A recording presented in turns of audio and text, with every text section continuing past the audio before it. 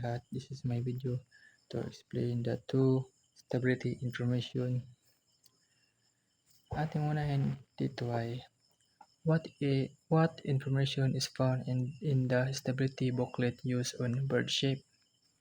The stability booklet is very important for seafarer because it helps them keep the shape safe and balanced during the voyage. It provides the necessary information to make sure the vessel does not become unstable, which could lead to accident. Merong limang itong season why the stability booklet is important. Ensuring ship stability. The booklet helps officers calculate if the ship is properly balanced when carrying cargo.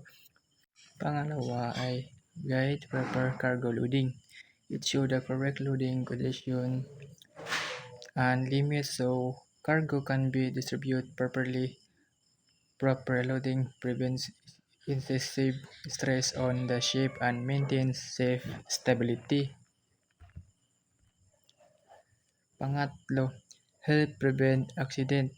By using the stability information, officers can avoid dangerous situations such as capsizing, excessive rolling, or loss on control the ship. Pang-apat naman ay support safe voyage planning. Before sailing, officers use the booklet to check whether the ship meet the required stability criteria for the planned trip. Panglas naman ay required for safety regulation. International maritime safety rule like SOLAS required ship to have a approved stability booklet on board. Inspector check this during safety inspection. So, dito naman tayo pangkalawa. Why is this booklet very important for seafarers? Meron itong apat na reason why it is important to seafarer. Ensures ship stability. It helps officers understand how cargo, fuel balance, and passengers affect the ship balance so the vessel does not tend to capsize. Pangkalawa, guides proper loading.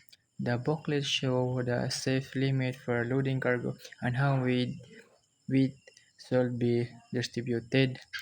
Pangatlo, improve safety of crew and vessel. By following the stability information, seafarers can prevent accident caused by improper loading or imbalance. Pang-apat naman ay required by maritime regulation. Ship must have approved stability booklet on board to complete with international safety standard. That's all.